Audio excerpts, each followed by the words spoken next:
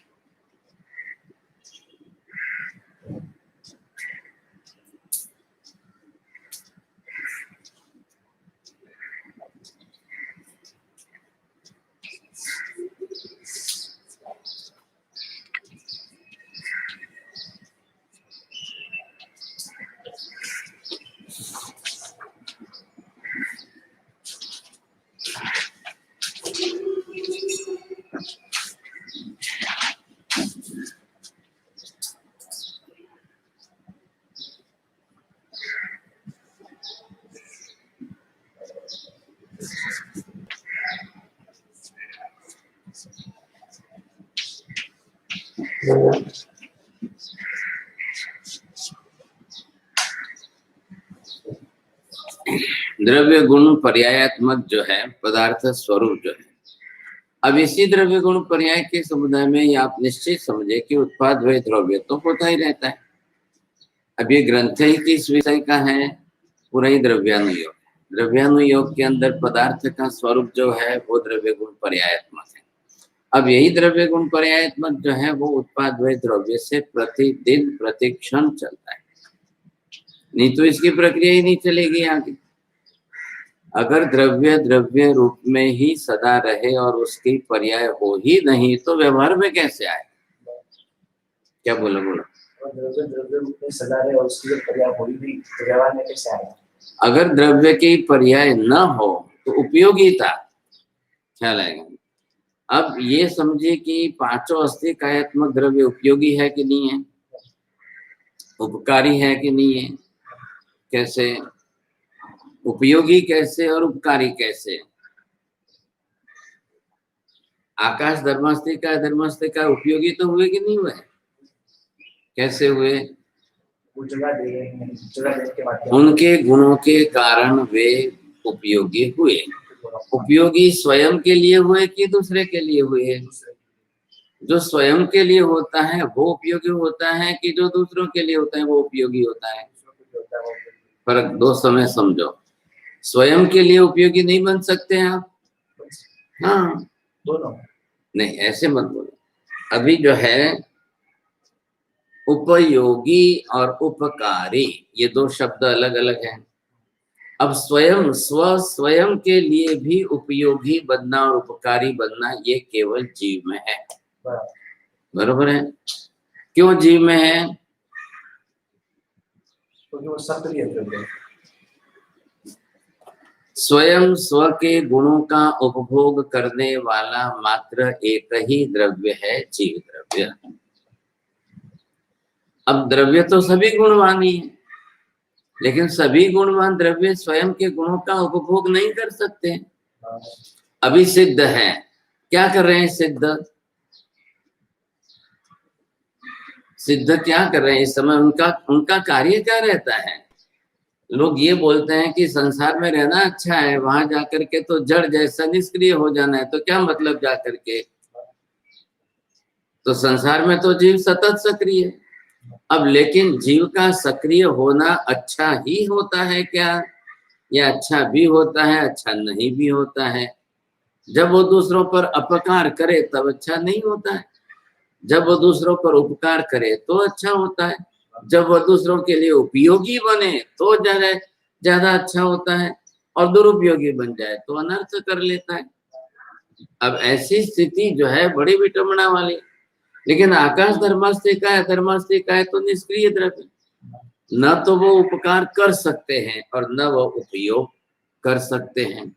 स्वयं स्व के गुणों का उपयोग भी नहीं कर सकते। परिणमन वाला कौन द्रव्य है? जीव द्रव्य है। वो परिणत होता है, परिणमन जो उसका भाव है, तो क्यों होता है? जो स्वयं स्व के गुणों का उपयोग करे। अब वो स्वयं स्व के गुणों का उपयोग सबके लिए करता है, अन्य के लिए करता है, या स्वयं के लिए करता है?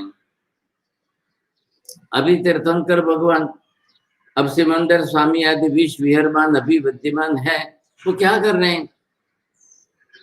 उनको उनके लिए क्या करना है? स्वयं के लिए, उनको स्वयं के लिए क्या करना है?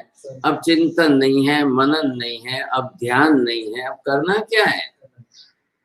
चले, अब तब तपस्या भी नहीं है, तो क्या हुआ? ये सब जो है, अब इसके बिना उनको करना क्या रहेगा फिर? तो क्या सब गलत विपरीत करेंगे? वो भी नहीं करेंगे। क्यों नहीं करेंगे? कारक कर्म ही नहीं है। कारक जो कर्म था वो मोहनीय कर्म था, वो राग द्वेष वाले कर्म थे। अब वो कर्म सर्वथा नहीं है, कर्म का सर्वथा अभाव है। अब उनको उनकी जो करुणा, उनकी जो दया, उनका जो विश्व वात्सल्य, उनका जो सर्व प्रति प्रेम भाव, अब वही उनको देशना देने में रत करता है, प्रवृत्त करता है। अब देशना देने के सिवाय उनके पास उपकार करने का सब कोई दूसरा माध्यम ही नहीं है। व्यक्तिगत रूप में जाकर किसी का दुख दूर करे वो भी संभव नहीं है।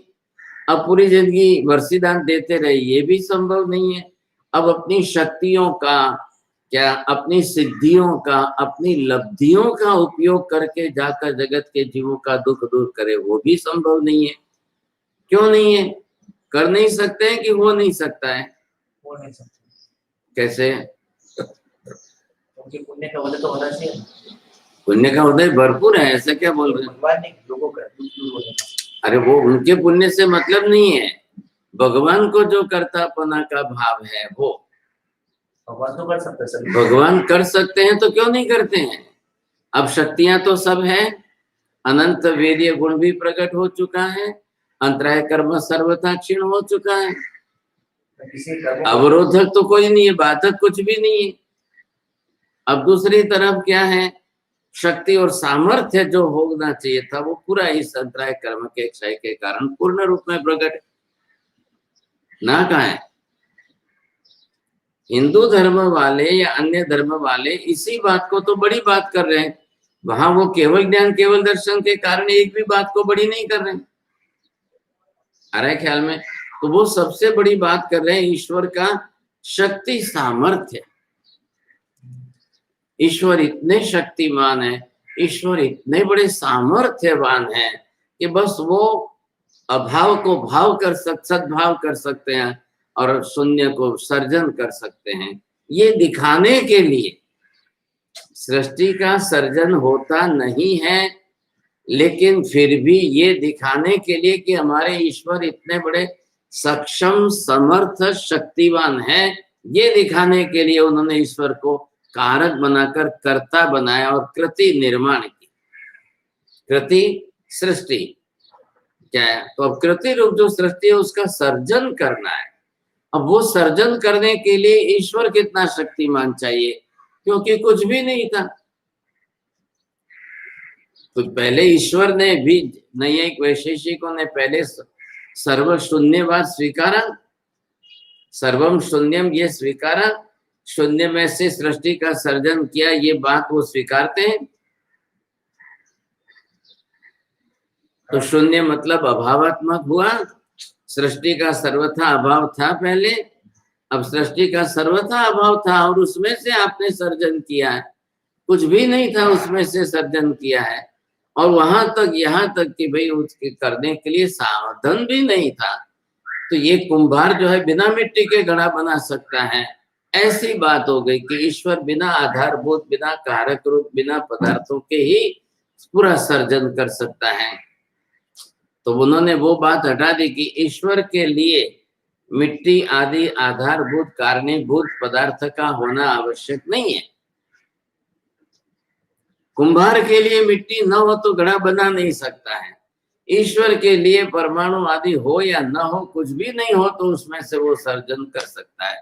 इसलिए ईश्वर को सर्जन का कारण नहीं पूछना चाहिए, कारक मानना चाहिए, ये उनका दावा है। आप कोशिश करो समझने।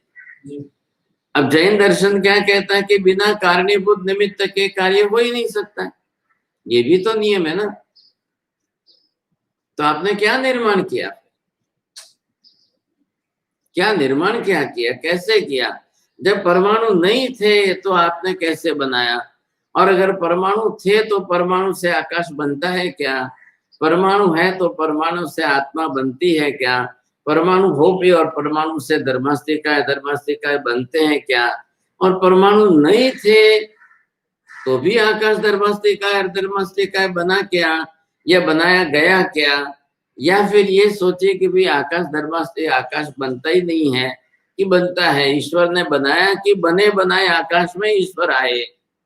ये सब प्रश्न हमको 1000 प्रश्न खड़े करने पड़ते हैं, और सब कार्य कारण भाव वाले प्रश्न खड़े करने, कुतर्क से नहीं। एक भी प्रश्न उपस्थित करो तो पहले बीच में देख लो कार्य कारण भाव सही है क्या, तो ही करना है। क्या है कार्य कारण भाव अगर सही है, व्यवस्थित है तो करना है, नहीं तो नहीं करना है।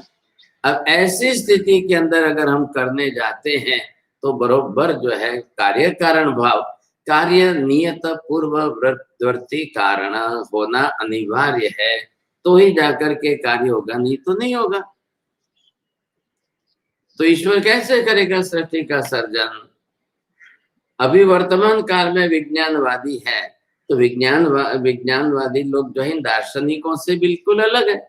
वो ये कहते हैं हम अभाव से सद्भावात्मक सर्जन नहीं बना सकते हैं।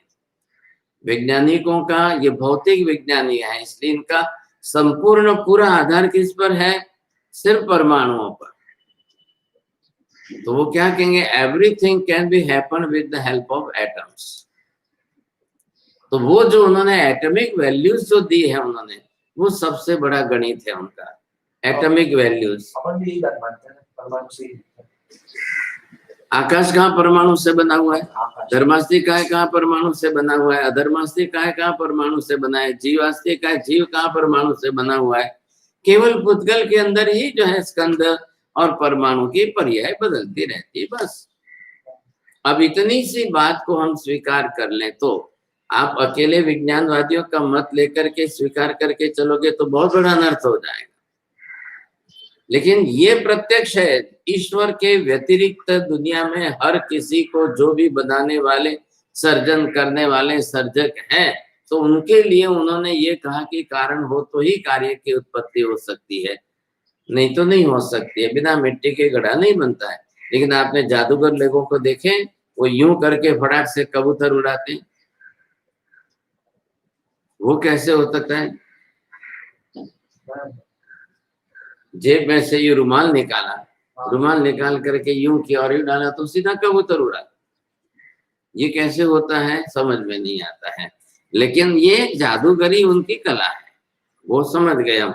वो कोई सर्जन नहीं है कि निर्माण कर रहे हैं, जादूगर सर्जक नहीं है, क्या कहते हैं, अभाव में से सद्भाव आपको दिखा रहे हैं, क्या निकाला, कागज निकाला, रुमाल निकाला और यूं करके कबूतर उड़ा दिया, तो वो एक अलग प्रक्रिया है कि उसको समझने के लिए लोगों की बुद्धि में इतना जल्दी कार्य कारण भाव बैठता नहीं।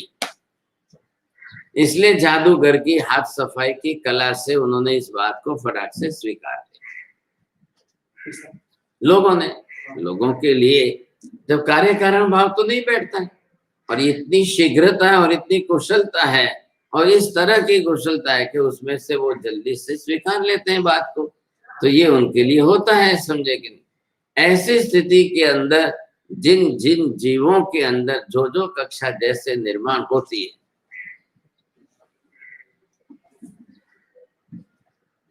अब उसमें जीवों के लिए जो कक्षा जिस तरह के निर्माण होते हैं, तो हमेशा हर एक व्यक्ति को देखेगा तो कार्य कारण भाव देखेंगे। अब बच्चे इतने जल्दी तो कार्य कारण भाव सेट नहीं कर सकते, तो बच्चों के लिए जादूगरी का एक तमाशा हो जाता है, कुतूहल है ना उसमें, तो वो कुतूहल की जिज्ञासा उनमें, उनको जो है बड़ा आश्चर्य लगता है, एकदम हो गया, एकदम हो गया, एकदम जादू हो गया, एकदम कैसे जादू हो गया, ऐसा लगता है स्वाभाविक। कार्य कारण भाव होवे तो इतना जल्दी हो ही नहीं सकता है ना, बात तो वही है। मतलब कार्य कारण भाव भी बिना वही कोई कार्य होता है, वो कार्य है लेकिन उसके पीछे कारण के तरीके अलग है। बात तो इतनी है, वो जादूगर है, तो जादूगरी कला 50-60% उसमें जो है हाथ की कला है, हाथ सफाई की कला है। किस तरह से वो कैसे दिखाना करना उनके लिए वो है। एक लड़की को सुलाते हैं, तलवार चलाते हैं, उसके 2 टुकड़े करते हैं और फिर जो है तलवार घुमा करके इधर से उधर करके आपको सब दिखाते हैं, तो उसके पीछे काले लोहे का जो है वो रहता है और यूं वो उनको चक्कर राउंड घुमा के निकालते हैं ताकि लोगों को पता चल जाता है, लेकिन उसमें कुछ नहीं। अब ये है कि तलवार काटा, टुकड़े किए, शरीर के 2 टुकड़े हो गए और फिर थोड़ी देर में वापस लड़की को जोड़ करके चलती हुई दिखा देते। तो ये तो जादू की कला है। अब उस कला के अंदर तो हाथ सफाई है सबसे बड़ी बात, तो अब ये उनको सिखाया जाता है, दिखाया जाता है, ऐसा किया जाता है, तो ये होता है क्या लगे। अब वहां आप सब प्रकार के जादूगर के विषय में कार्य कारण भाव बैठा करके दिखाना या सिद्ध करना ये संभावना नहीं है। ईश्वर को यह आपत्ति दी है कि क्या ईश्वर भी उत्पत्ति करता है, वो सर्जक है, जादूगर है क्या? तो क्या करते हैं, तो वो तो ना कहेंगे, क्या लगेंगे ईश्वर कोई हमारे यहाँ पर जादूगर नहीं है, क्यों नहीं है? उनको निषेध का ना का कारण पूछा, क्योंकि भाई जादूगरी कला वो मायावी है, क्या लगेगा, वो क्षणिक है। वो ये करके जब इतने आप कबूतर पैदा करके उड़ा देते हो तो रुपए क्यों मांगते हो लोगों से? आप ही छपाओ ना, रोज रोज रुपए जो है आप प्रकट करते जाओ आपकी जादू की कला से। आज 2000 हो गए, 10,000 हो गए, लाख हो गए, तो लोगों के पास जाकर के मांगने की तो जरूरी नहीं पड़ती। लेकिन वो बेचारा सब कला दिखाकर, जादूगरी दिखाने के बाद जब मांगता है लोगों से, भाई साहब 10-20 रुपए ऐसे दो, तो लोगों को आश्चर्य होता है, तुम इतनी कला दिखाते हो, रास्ते पर भिखारी जैसे कैसे लगते हो, ये क्या बात है, समझे। अब ये स्वाभाविक प्रक्रिया है, इसमें कोई आश्चर्य की बात ही नहीं है, ये प्रक्रिया है, होती रहती। अब सवाल किस बात का है कि जिस तरह से यहाँ ईश्वर उत्पन्न करता है कि जगत में उत्पन्न होता है, ये 2 प्रकार बताए। ये प्रयोगज है कि जिसके अंदर आप जीव के प्रयोग करने से पदार्थ की उत्पत्ति होगी। अंदर कौन है? द्रव्य तो है ये, तो मूल पहले अंदर तो द्रव्य को स्वीकारना ही पड़ेगा, नहीं तो कार्य कारण भाव नहीं बैठे। अब वो कर्ता द्रव्य कौन है? तो यहाँ पर इसमें और इसमें ले जा करके आपने द्रव्य के अंदर बताया या आपने गुण के अंदर बताया। अब उन दोनों की जो है, द्रव्य की भी उत्पाद के कारण और व्यय की भी उत्पाद के, गुण के भी उत्पाद के कारण, गुण के भी, अब ये जो है बनेगा, क्या बनेगा? ये पर्याय बनेगा। अब पर्याय बनेगी तब पर्याय के अंदर फिर वापिस उत्पाद व्यय होता रहेगा, तो पर्याय का परिवर्तन होगा। इधर देखिए, उत्पन्न होने से भी पर्याय परिवर्तन, तो फिर नया सर्जन, व्यय होने से भी उत्पन्न होना, व्यय होने से भी पर्याय का परिवर्तन, फिर दूसरी वस्तु का निर्माण। एक महिला ने अपनी साड़ी इतनी लंबी चौड़ी बड़ी है तो उसके 10 टुकड़े करके 10 थैली बना दी। उत्पाद किसका हुआ? थैली का। 10 थैली का उत्पाद हुआ। व्यय किसका हुआ? एक साड़ी का हुआ। तो एक साड़ी का उत्पाद हुआ था कि नहीं? वो भी जब बनी थी साड़ी तब उसका उत्पाद हुआ था। अब चल करके उसका व्यय हुआ। अब व्यय से 10 दिन का निर्माण तो हुआ कि नहीं? उत्पाद व्यय की प्रक्रिया में चलता ही। अब ये कर्ता जीव है। क्यों किया उसने? पहले साड़ी क्यों बनाई? साड़ी बनने के बाद उसने वापस, वो पुरानी हो गई, अब पसंद नहीं, डिजाइन नहीं चाहिए, अब वो उसको बदलना है, नया खरीदना है, तो उसने जो है उसके टुकड़े करके 10 थैली बना दी। तो ये तो होता ही रहता है। तो व्यय से भी पदार्थ की उत्पत्ति है, उत्पाद से भी पदार्थ वस्तु की उत्पत्ति है। आखिर पर्याय का परिवर्तन होना है ना।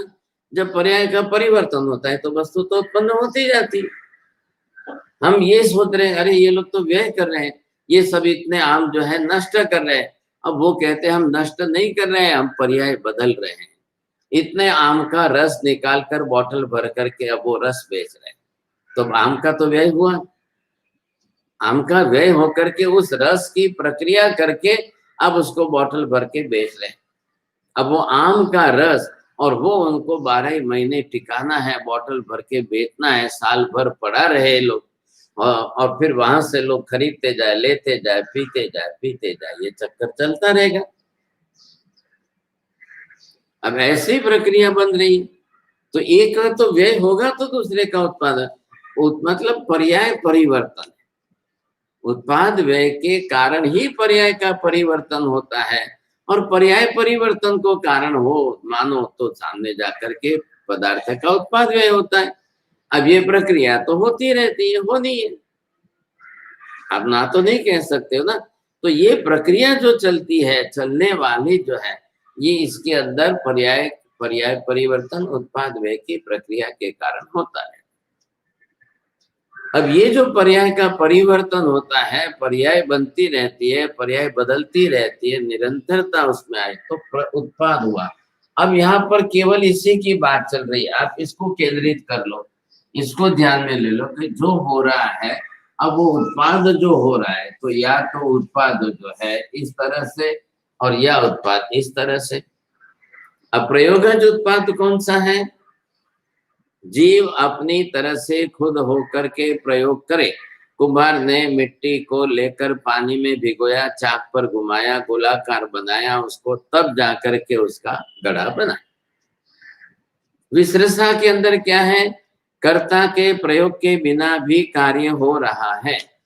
आकाश में बादल बन रहे हैं, बारिश हो रही है, बिजली चमक रही है, इंद्रधनुष हो रहा है, ये क्या हो रहा है? सब उत्पाद ही है ना। लोगों ने क्या भाषा का प्रयोग क्या करे? आकाश में बिजली हुई, तो ये उत्पाद की प्रक्रिया है। अब ये उत्पाद की प्रक्रिया से जो होना है, अब वो हो तो रहा, उसके पीछे कार्य कारण भाव कर्ता हम किसको ला करके कहेंगे? कर्ता किसको लाकर बताएंगे आप? तो हो रहा है, कार्य तो हुआ उसके अंदर भी। अब वैसा कार्य जब उसके अंदर स्पष्ट रूप में हो रहा है तो हमको भी ख्याल आ रहा है। अब ये जो हो रहा है, तो इसके अंदर हमको ये ख्याल आ जाए कि भाई किस प्रकार से हो रहा है। द्विविध प्रयोगज विशसा उत्पाद प्रथम अविशुद्ध रे, ते नियमय समुदय वादनो यतने संयोगज सिद्ध रे। आप खोलो ना। अब इसके अंदर उत्पाद जो है दोनों प्रकार का, प्रयोग और विस्तृता। अब पहला उत्पाद उसमें अशुद्ध है, और उत्पाद नियम निश्चित रूप से समुदाय के अंदर होता है, तो अनेक प्रयत्नों के कारण अवयव आदि के संयोग से भी सिद्ध हो जाता है।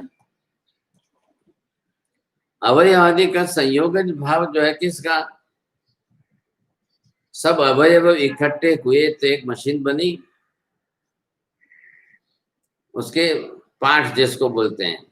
अब 10 टुकड़े, 20 टुकड़े, 50 टुकड़े, 100 टुकड़े, सब अवयव आपने इकट्ठे किए, उसमें से एक मशीन बनी। अब वो मशीन के सब एक दूसरे के साथ जोड़ करके किए तो एक साथ में एक से दूसरा चलेगा, दूसरे से तीसरा चलेगा, सब काम होते रहेंगे। ये परिणाम आना है। अब यहाँ पर अगर जीव प्रयोग करे तो, लेकिन हमारे जीव, एक जीव माता के गर्भ में गया, अब वहां पर क्या है, अवयव तैयार तो नहीं है कि जीव ने जाकर अवयव जोड़ लिया, ऐसा तो नहीं है। वहां जीव ने अवयव अंग उपांग तैयार किए, बनाए। वो सारी उत्पाद की प्रक्रिया करने में उसको क्या लगा, परमाणु लगे। औदारिक वर्गणा के पुद्गल परमाणु लिए अपने कर्म प्रकृति तैयार थी, उन कर्म प्रकृतियों के कारण वो उसको जोड़ता गया, जोड़ता गया, जोड़ता गया, और 9.5 महीने में एक शरीर पूरा तैयार हो गया। ये प्रयोगज है, ये नहीं है कि वहां कोई करता नहीं है। हाँ, माँ करता नहीं है, बाप करता नहीं, उसके आत्मा का, वो आत्मा खुद करता है, उसके कर्म उसके पास कारक बन गए, तो बराबर उसके कर्म के कारणीभूत निमित्त से जीव के करते करते करते कार्य हो रहा है। ये प्रक्रिया बरोबर है। अब यहाँ पर जो है, जो भी उत्पाद होगा संसार के अंदर, वो द्रव्य में ही होगा या गुण में ही होगा। किसी न किसी द्रव्य में तो होगा, तभी चलेगा ना व्यवहार। तो द्रव्य जब पर्याय उत्पाद की प्रक्रिया से एक पर्याय बदल दे, एक पर्याय धारण कर ले, वो उसकी वस्तु बन गई। अब वो वस्तु व्यवहार में आएगी। एक पेड़ नहीं उगा होता, पेड़ के ऊपर उसके फूल में कापूस नहीं तैयार हुआ होता तो धागा नहीं बनता, धागा बन गया, अब जाकर के बुनकर ने उसका आपका कपड़ा बना दिया। अब कपड़े को आपने उपयोग करके अपना व्यवहार चालू कर दिया, तो कपड़ा एक पर्याय तो बन गया। अमूल द्रव्य, घटक द्रव्य तो उसका भी है ही, सबके लिए यही प्रक्रिया है। अब रेशम का जो कीड़ा होता है, वो जो है अपनी लार को निरंतर तैयार करता करता करता लार बनाता रहता है, बनाता रहता है। अब उसी लार से एक धागा जैसा रेशा बना करके वो अपने शरीर के ऊपर लपेटता रहता है, लपेटता रहता है, ताकि वो एक एक एक इतना सा कीड़ा है, अब वो अपने पूरे शरीर पर लपेट करके अपनी सुरक्षा का कवच तैयार करता है। इंसान ने जाकर उसमें बुद्धि बनाई कि अरे ये तरीका इस जीव का अच्छा है, तेंद्रिय जीव बेचारा। अब उसकी लार से उत्पत्ति को समझ करके उसने वो जो उसके शरीर पर लपेट रहा था, वो धागा उन्होंने लिया, और वो लार वाला जो धागा था वो लेकर नीचे अग्नि देकर उसको कड़क किया, वो कड़क करके धागा तैयार बन गया। अब सब धागे लेकर के वो लपेटते रहे, अब बेचारा वो जीव अंदर तेंद्रिय मर गया। ख्याल आया? कोसेटा कीड़ा जो होता है वो मर गया। अब ये धागे लेकर के इन्होंने जो है उसमें से कड़क करके भट्टी पर तपाया उसको, फिर रंग करके लाल पीला बनाया, फिर जाकर के उसकी साड़ी कपड़े वगैरह जब बनेंगे तब महिलाएं लोग पुरुष जो है वो रेशमी कपड़े समझ करके पहनते हैं। तो कितनी बड़ी प्रक्रिया है। अब मूल द्रव्य क्या, तो परमाणु। अब वो जीव जो है अपने औदारिक वर्गणा के शरीर के पुद्गल परमाणु को लेकर के इस तरह से शरीर तैयार कर रहा है, और है ही क्या, पूरी प्रक्रिया ही है, इसी में से वो पूरी तरह से तैयार कर रहा है। अब तैयार करते करते उसकी प्रक्रिया को मनुष्य ने समझा, मनुष्य ने उस कीड़ों का उत्पादन बढ़ाया, लाखों की संख्या में रोज उन कीड़ों का उत्पादन हो, और रोज उनको शहतूत के पत्ते खिलाते जाओ, उनके घर घोंसले बनाते जाओ, कीड़े तैयार होते जाए, पनपते जाए, फिर ला करके उनको भट्टी के अंदर उबलते पानी में डाल करके तलो उनको। अब उनके तार निकाल करके लपेटते लपेटते आप उन कीड़ों में से तार बनाते जाओ, उनके कपड़े बनाते जाओ। अब उसमें ये उद्योग हो गया। कीड़े उत्पन्न कैसे होते हैं? करते हैं ना। हाँ, जैसे मुर्गी का उत्पादन ऐसे, क्या, जैसे मुर्गी का उत्पादन ऐसे करते हैं, कीड़े उत्पन्न कैसे? हाँ, वो अब उनकी प्रक्रिया प्रजनन प्रक्रिया है। उनको शहतूत के पत्ते लाकर खिलाए जाते हैं रात दिन, उसी में रखा जाता है उनको, उनकी प्रक्रिया से प्रजोत्पत्ति उनकी होती जाती है। हाँ, इतने से कीड़े, और फिर इतने से कीड़े धीरे धीरे बढ़ करके लंबे हो जाएंगे। अब बड़े हो जाएंगे तो तेंद्रिय जीव है, अब वो अपनी तरह से जो है, अब चिड़िया उत्पन्न होती है कि नहीं, मंकोड़े उत्पन्न होते हैं कि नहीं, अनाज में कैसे लेयर वगैरह कैसे उत्पन्न होते हैं, चावल में उत्पन्न होती है, गेहूं में उत्पन्न होते हैं कीड़े, तो धनेड़े वगैरह उत्पन्न होते हैं कि नहीं। तेंद्रिय जीवों की उत्पत्ति कितनी है, उसकी प्रक्रिया को लेकर इन्होंने ये प्रयोग किया। अब मधुमक्खी उड़ती है, वो जाकर फूल पर बैठती है, वहां से परागकण लाती है, वो जाकर के छत्ते के अंदर घोंसले में डालती है, क्योंकि उसने अंडे रखे हैं तो उसके बच्चे हैं। अब वहां से ला करके वो रस अंडों को खिलाती है अपने बच्चों को। तो एक एक पूरे छत्ते में कितने घर बन गए। अब कितने घरों के अंदर मछली मक्खी है इतनी, तो इतना पूरा छत्ता सब ला करके रस से भर दिया। अब उसमें से एक मक्खी का अंडा, उसको खाते पीते तैयार होते होते वो भी जो है उसी तरह, अब वो उसमें से उड़ने लगेगा। लाखों मधुमक्खियां आकर के ये कार्य करती है। इंसान ने देखा कि ये काम अच्छा, उसके पीछे गया, उसका संशोधन किया कि कहाँ जाती है, फूलों पर बैठती है। फूलों पर तो उसने चारों तरफ बाग बगीचे लगाकर फूल बना दिए। अब फूल तो रोज होने ही है, और सब जगह पर मधुमक्खियों ने छत्ते बना दिए। अब उसमें लाखों मछलियां हैं, तो एक बार आके नीचे मिर्ची डालकर जलाकर धुआं डालते हैं तो मक्खियां उड़ जाती है। अब जैसे मक्खियां उड़ गई कि उस छत्ते को लेकर के निचो करके पील करके उसमें से रस निकाल लेते। अब जो उड़ने वाली ऊपर बैठने वाली थी मक्खियां, वो तो उड़ गई। अब अंडे तो है अंदर, वो तो नहीं उड़ेंगे। अब अंडे में से जो बाहर निकली है छोटी सी मधुमक्खी, वो तो नहीं उड़ सकेगी, वो तो परिपक्व होगी तब उड़ेगी। अब उसके पहले तो इन्होंने निचो करके सारा रस निकाल दिया। अब निकाला तो असंख्य मक्खियां भी मरी। मधुमक्खियों का कितना बड़ा व्यापार है। अब वो सब मरी समझेगी। इंसान के पास तो ये प्रक्रिया नहीं है, वो मध तैयार कर सके, वो फूल में से ला करके कुछ कर सके और उसमें मिठास आ सके, ऐसा इंसान मनुष्य के पास तो कुछ भी नहीं है। अब गाय घास खाती है, दूध देती है, दूध में से दही छाछ मक्खन घी बनता है। इनमें से मक्खियां जाती है, मक्खियां परागकण खाती है, वो लाती है, ला करके इकट्ठा करके रस घोंसले में भरती है, उसके बच्चे पैदा होते हैं, वो वापस तो उनकी प्रजनन प्रक्रिया चलती रहती। इधर ये रेशम के कीड़े बोलते हैं इनको। अब रेशम के कोशेट ये कीड़े अपने, तो ये तो सृष्टि के अंदर अनंत जीवों के अपने अपने कार्य। मधुमक्खी का क्या काम होता है, फिर रस निकाल के क्या करता है? अपने बच्चों को खिलाती है ना ला करके। मधपूड़ो जने कहिए छे ने, वो मधपूड़ा छत्ता, उस छत्ते में होल कितने हैं, छिद्र इतने इतने छिद्र है, तो बच्चे इतने इतने होते अंदर रहते। अब वो बच्चे अंदर है तो उसको रस लाकर खिलाना, उसी में वो जन्मते मरते जीवन जीते रहते। रस फूलों से लेके आते हैं। हाँ, वो परागकण लिया है, उसमें से रस बना, इसमें डाला। तो फिर मनुष्य ऐसा मानता कि उसको क्या क्या काम, उसको मत खाना है, मीठा लगता है। और मनुष्य ने ये पब्लिसिटी बहुत कर दी कि बहुत तत्व है उसमें, बहुत विटामिन है, बहुत तत्व है, ये करके उन्होंने सब ने कर दिया। अब उसके पीछे पूरी दुनिया के अंदर सबको मध खाने को चाहिए, तो इतना मध लाएंगे कहाँ? कोई इंडस्ट्री फैक्ट्री तो है नहीं, तो इसी की मधपुड़ा की फैक्ट्री बनाई, अब वही चलने लग गई। बहुत बड़ा, मतलब दुनिया के अंदर दिमाग काम नहीं करे, इतना बड़ा अरबों का बिजनेस है, अरबों का बिजनेस। अब क्या करना है, लोगों को चाहिए, लोग खा रहे हैं। अब इसको कोई प्राणी या जीव और हिंसा और मानने को वो तैयार नहीं है। सब कर रहे हैं, ये सबसे ज्यादा रामदेव बाबा कर रहे हैं। हाँ, वो कहने के लिए तो बाबा है, सन्यासी है, लेकिन बहुत बड़ा उद्योग है उसका। अब वो ये मानता ही नहीं कि ये मधुमक्खी एक जीव है और चौरेंद्रीय और प्राणी और हिंसा होती है, जीव मरते और इसमें हिंसा लगती, वो उनकी कोई मान्यता नहीं। वो भगवा कपड़ा पहन लिया, योगासन करते हैं, लेकिन सबको बोलेंगे मत खाओ, मध में लो, ये खास मत के साथ लो, ये खास मत के साथ। अब उनके तो वही विचारधारा है। जैन धर्म की बात अलग है कि भाई मधुमक्खी को चौरेंद्रीय जीव बताया, अब उस जीव की हिंसा हो, उसमें पाप लगे, जीव कर्म बांधे, ये बात जैन धर्म ने बताई, क्योंकि जैन धर्म के भगवान केवल सर्वज्ञ है, तो इसलिए वो बता रहे। तो ये सारी प्रक्रिया जीव के हिसाब से उन्होंने दर्शाई। उनके लिए क्या सवाल है, वो क्यों मानेंगे? वो तो कुछ नहीं मानेंगे साहब, कुछ मानना ही नहीं उनको, तो वो प्रक्रिया ही नहीं।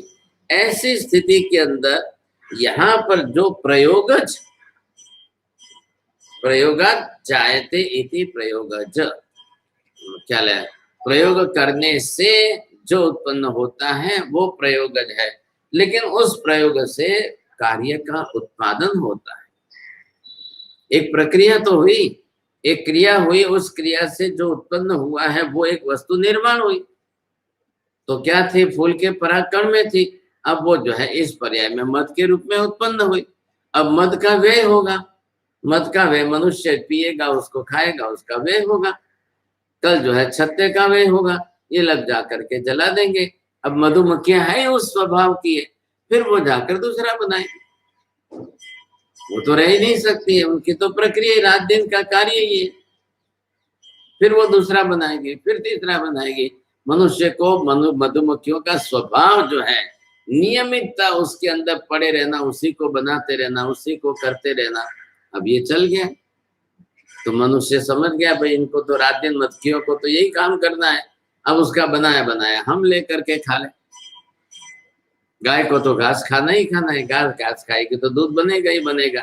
तो मनुष्य ने गाय का दूध निकालना शुरू कर दिया, दूध निकाल कर दही बनाया, छाछ बनाई, मक्खन बनाया, घी बनाया, ये प्रक्रिया। तो संसार के अंदर तो ये प्रक्रिया चलती रहने वाली, इसी कारण तो संसार का व्यवहार चलता है। अब जो उसमें आप जीव मानो, हिंसा मानो और उसमें पाप मानो तो निवृत्त होंगे, नहीं तो कोई निवृत्त नहीं हो। ये तो संसार की प्रक्रिया है, चलती रहेगी, इसमें क्या करेंगे। ऐसी तो सैकड़ों प्रकार की प्रक्रिया है। अब ये जो चल रहा है जिस तरह से प्रयोगज प्रक्रिया, तो प्रयोगज प्रक्रिया से उत्पाद व्यय तो होना ही होना। अब सबसे बड़ी बात क्या बताई इन्होंने कि उत्पाद व्यय आपका कितना भी होते ले, लेकिन मूल पदार्थ ध्रुव रहता है। तो मूल द्रव्य ध्रुव में ध्रुव रहने से द्रव्य का सर्वथा अस्तित्व भाव तो कभी होता ही नहीं है। अब द्रव्य अपने अस्तित्व से नित्य है, द्रव्य का अस्तित्व नित्य होने से कालिक रूप में उसका मापने जाओ तो त्रैकालिक नित्यता आई, त्रैकालिक नित्यता है। और इधर उत्पाद व्यय की प्रक्रिया है। अब अनंत अनंत बार एक एक परमाणु में उत्पाद व्यय की प्रक्रिया हो तो मात्र पर्याय का ही परिवर्तन होना है, न परमाणु नष्ट होता है, न कोई नया परमाणु बनता है, न कोई एक जीव नष्ट होता है, न कोई संसार के अंदर एक जीव नया आता है। क्या फर्क पड़ता है, समुद्र के ऊपर धूप गिरी, उस धूप में से भाप बनी, भाप बन करके बादल बनी, बादल बन के बरस करके पानी वापिस नीचे गिरा, और वही पानी वापिस नदियों में बहता हुआ, झीलों में बहता हुआ समुद्र में आया। ये क्या चला। अब आप ये बोलो कि भाई समुद्र को भाप बनना ही नहीं चाहिए था, क्यों बना, लेकिन वो क्या करे, वो तो फैला हुआ है पानी। अब धूप ही इतनी तेज है कि पानी बाष्पीभवन होना ही होना है, तो बाष्पीभवन होता तो सारा पानी जाने वाला है ऊपर। तो अब पानी का इतना भार वजन होते हुए वो सारी पानी जो है वहां पर अबकाय के बादलों के रूप में रहा कैसे, गिरा क्यों नहीं, ये बादल यहाँ से हजारों मील दूर लेकर जाते कैसे। अब है तो सही ना प्रक्रिया, तो वो भी एक उत्पाद ही है। तो वो उत्पाद कौन सा है, विश्लेषा उत्पाद है। अब ये प्रोग्रेस जो है, प्रक्रिया चलेगी, ये प्रक्रिया नहीं रुकती है। अब प्रयोगज कोई करता हो तो उसको आप रोको। अब ये तो विश्लेषा है। अब बोलो कि नहीं समुद्र से बादल बनने ही बंद हो जाए तो, अब वो तो की बात अलग है, लेकिन जब सूर्य का ताप ही नहीं गिरेगा तो बादल नहीं बरसे। आखिर किसी न किसी मूल कारण का तो व्यय होगा तो जाकर के उत्पाद नहीं होगा, नहीं तो प्रक्रिया जो चल रही है वो कैसे रुकेगी। चल रही है वो चल रही है, उसका रुकना कैसे संभव होगा। ऐसी स्थिति के अंदर सबके अंदर है। अब मुर्गी अंडा देती है, 28 घंटे का एक मुर्गी एक अंडा देती है प्रतिदिन का। अब मान लो कि एक पोल्ट्री फार्म में 1 लाख मुर्गियां हैं, तो एक दिन के 1 लाख मुर्गी बंदे तो पैदा होने ही वाले। अब ये इंसान ने जाकर के देखा, गणित किया उसका, बैठा क्या करेगा, रोज मुर्गी अंडा देगी तो कैसे होगा, फिर कितनी मुर्गियां हो जाएगी, सारी धरती पर मुर्गियां ही मुर्गियां हो जाएगी। तो चलो अंडा खाना ही शुरू कर दो। अब अंडा खाने के लिए लोग लगे तो अंडे का महत्व बता करके लोगों को जो है उस दिशा में जोड़ो। अरे अंडे में बहुत ताकत है, अंडे खाने में बहुत शक्ति है, अंडे में बहुत विटामिन होता है, अंडे में बहुत प्रोटीन होता है, अंडे में बहुत। अब ये लोगों को दिमाग में भूत बैठाते जाओ, बैठाते जाओ, बैठाते जाओ, उसका प्रचार करते जाओ बस। तो उन्होंने, सरकार ने भी कर प्रचार बढ़ा दिया, संडे हो या मंडे रोज खाओ अंडे। अब ये उन्होंने भी बात बैठा दी, क्योंकि इधर रोज उत्पादन है, उत्पाद की प्रक्रिया नहीं रुक रही है। अब रोज उत्पाद हो रहा है, रोज उत्पाद हो रहा है। तो जाकर उन्होंने टेक्निक अपनाई कि मुर्गी को जाली के ऊपर रखो, अंडा नीचे आ जाए। बस मुर्गी और अंडे के बीच में 2-3 इंच का अंतर है तो अंडा भी बच जाएगा। मुर्गी सेवन नहीं करेगी तो अंडे में से बच्चा पैदा नहीं होगा। अब ला करके नीचे से ट्रे खींच के ले लो, रोज अंडे लो, रोज अंडे ला करके लोगों को खिलाओ, तो ये उद्योग हो गया सब। अब आप गणित बैठा सकते हो कि पूरी दुनिया के अंदर एक दिन के कितने अंडों का उत्पादन होता होगा, और जबकि बस्ती कितनी है, सब पूरी दुनिया के अंदर आज की तारीख में 750 करोड़ की जनसंख्या है। बोलो, अब नहीं खाने वाले नहीं खाते हैं, खाने वाले 1 के 2-4 भी खाते हैं, तो गणित लगाओ, 750 करोड़ में से नहीं खाने वाले 50 करोड़ निकाल दो। अब 700 करोड़ लोग हैं, अब 700 करोड़ में से कोई 2 खाए, कोई 3 खाए, कोई 4 खाए, तो कितने हुए? 1400 करोड़ हुए कि 2800 करोड़ अंडे रोज पैदा होने। अब ये कितनी बड़ी प्रक्रिया हो गई। और फिर उस अंडों का जो है कितना उपयोग, कितने में उपयोग। हिंदुस्तान की ये अंक संख्या आई, प्रतिदिन प्रति व्यक्ति 350 अंडे खा सके इतना उत्पादन है। એક દિવસના 350 ઈંડા लोग कोई पण एक मानस खाई सके એટલું उत्पादन છે। अब वो क्या करेंगे, इतना तो मनुष्य खा नहीं सकता। तो बोले महिलाएं जो शैम्पू लाती है सिर धोने के लिए, बाल धोने के लिए, अंडे उसमें डालो, अब अंडे इसमें डालो। 50 करोड़ लोग अंडे नहीं खाते बस। हाँ, 50 करोड़ लोग अंडे नहीं खाते बस। अब अंदाज से मैंने आंकड़ा कहा, मेरे को क्या मालूम, आप उधर ही पकड़ के रुक जाओ। अतरी बाजार पॉपुलेशन इंडिया में तो है ही, दुनिया में है, बहुत बड़ी बात है। शाकाहारी कितना, कौन शाकाहारी है, कितने लोग शाकाहारी है? हिंदुस्तान की जनसंख्या 137 करोड़, उसमें से 50 करोड़ संख्या शाकाहारी बन जाए, निकल जाए तो बाहर भी पूरी दुनिया की इकट्ठा कर लो ना, पूरी दुनिया की इकट्ठा कर लो। मैंने अंदाज 50 का कहा है, तो आप उसको 100 करोड़ का फिगर, तो 100 करोड़ का फिगर कर दो। 750 करोड़ की आबादी में से 100 करोड़ कम हो गए तो 650 करोड़ है। अब 650 करोड़ में से कौन कितने अंडे खाए? अब सरकार करोड़ों रुपया दे रही है, इधर आप मंदिर में देव द्रव्य का पैसा बैंक में जमा करते हो, सरकार उनको देती है, लगाओ भाई। वो एक आदमी आया कि मेरे को 10 करोड़ चाहिए, मेरे को रोज के जो है 1 करोड़ अंडे पैदा करूंगा, ले ले ले ले भाई, ले 10 करोड़ ले, जल्दी ले, तो जल्दी कर। तो सरकार राजी होती है कि भाई 130 करोड़ की आबादी और रोज का ये 10 करोड़ अंडे पैदा करके देगा, तो 10 करोड़ रुपए इसको देने में क्या तकलीफ है। फिर वो धीरे धीरे हर साल जो है 1-1 करोड़, एक 28 घंटे का ओवुलेशन पीरियड है, एक अंडा 28 घंटे में बनता है, 28 घंटे में एक मुर्गी एक अंडा रखती है। अब 24 घंटे का दिन होता है। अब उन्होंने तरकीब बना ली कि भाई अंडे, ये मुर्गी यहाँ पर है इस जाली पर, उसको मुर्गी को रखा है, वो अंडा गिरते नीचे आ गया, नीचे आ गया तो ये ट्रे है, इस ट्रे के अंदर यहाँ अंडा रह गया। अब मुर्गी का स्पर्श नहीं होगा अंडे को, नहीं होगा तो फिर खेल खत्म, वो अंडे में से बच्चा पैदा नहीं होगा। वो ट्रे निकाल ली, अब एक साथ में 100 मुर्गी रखी और 100 अंडे उनको मिल गए। हाँ, तो फिर अब वो अंडा ले जाकर फटाफट लोगों को खिला दो, और उतने भी कम पड़ रहे हैं। अब जो है चाइना वाले प्लास्टिक के अंडे बना रहे हैं, कोई कुछ कर रहे हैं, कोई कुछ कर रहे हैं, उतने भी अंडे कम पड़ रहे हैं। 750 करोड़ पर हेड लोग खा सके, 750 और 350 खा संभव ही नहीं है ना। 350 अंडे उत्पन्न होते हैं प्रतिदिन के, प्रति व्यक्ति के हिसाब। हम कैसे बढ़ेंगे? तो एक व्यक्ति खाए ना, तो अब क्या हुआ, अंडों का दूसरी जगह पर उपयोग। अब जब चॉकलेट बना रहे उसमें अंडे आ गए, अब जो है शैम्पू बना रहे उसमें अंडे आ गए, अब 50-100 आइटमों में अंडे आ गए।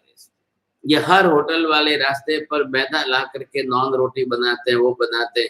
अब ये ब्रेड बनते हैं तो ब्रेड के ऊपर जो है अंडे का रस डाल दो, ये करो वो करो, एक भी बात छोड़ने को ही तैयार नहीं।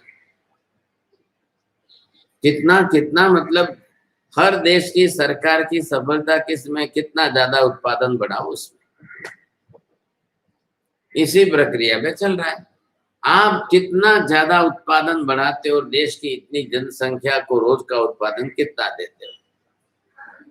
अब सरकारी तंत्र में तो यही सबसे बड़ी बात चल रही। अब सबको नौकरी दे दे तो सबको नौकरी नहीं, पगार कहाँ से ला के देगी सरकार। तो सबको काम देना जरूरी है। सबको सरकार नौकरी देने जाए, ये मोदी ने पॉलिसी बदली नहीं, सबको काम देना है। आप सब काम करो। अब सब बाबूगिरी करके सब ऑफिसर बन के घूमेंगे तो कहाँ से होगा। अब टैक्स देने वाला तो हिंदुस्तान के 137 करोड़ में से 20, 25, 22 करोड़ थे मुसलमान निकल गए। अब बाकी बचे कितने, तो 100 करोड़ में से भी 1, 2, 4 करोड़ लोग ही टैक्स देते हैं, बाकी नहीं देते। मुसलमान नहीं देते। कौन देता है, वो कहाँ से देंगे। मुसलमान टैक्स थोड़ी देते हैं। और सबसे ज्यादा टैक्स जैन लोग देते हैं। मुसलमान टैक्स देते ही नहीं। कहाँ से देंगे वो, उनकी तो नियत ही नहीं है। बात ही वो अलग है। ऐसी परिस्थिति में 137 करोड़ की आबादी में से मान मुश्किल से 2 से 4% लोग टैक्स देते हैं। तो सरकार कैसे चलेगी। और ये हमारे सब देव द्रव्य धर्मादा द्रव्य सब बैंक में डिपॉजिट होते हैं, तो वो जाते का 60,000 करोड़ है ना। क्या हमने एक बार बोला था 60,000 करोड़ ना, क्या अपना बैंकों में पड़ा 7,000। 7। अब ये तो सब है ही समस्या बहुत बड़ी। अब इसका विचार करना। अब सरकार के लिए 3 बड़े उद्योग है। मत्स्य उद्योग, अंडे का उत्पादन और पोल्ट्री फार्म, और ये फिशरिंग और स्लॉटरिंग, ये 3 बड़े उद्योग है। कत्ल खाने, मत्स्य उद्योग और ये पोल्ट्री फार्म, अंडे का जो रोज प्रतिदिन उत्पन्न होता है। इतने बड़े उद्योगों में सरकार करोड़ों रुपए लगा रही है, करोड़ों। अब ये परिस्थितियां है, तो ये उत्पाद के बिना तो संसार ही नहीं चल सकता है। उत्पाद की प्रक्रिया जो है, जो निरंतरता है, सातत्यता और अखंडता बनी हुई है जिसके अंदर, आप मछलियों की उत्पत्ति रोक सकते हो क्या। जलचर प्राणी है ना, और मछलियां तो पंचेंद्रिय प्राणी है। अब वो तो जो उत्पन्न होती है होती है। अब उसको रोकने वाला कौन है, क्यों रोकेंगे और कैसे रोकेंगे। रोकने का कोई प्रयोजन भी तो नहीं, कौन रोकेगा।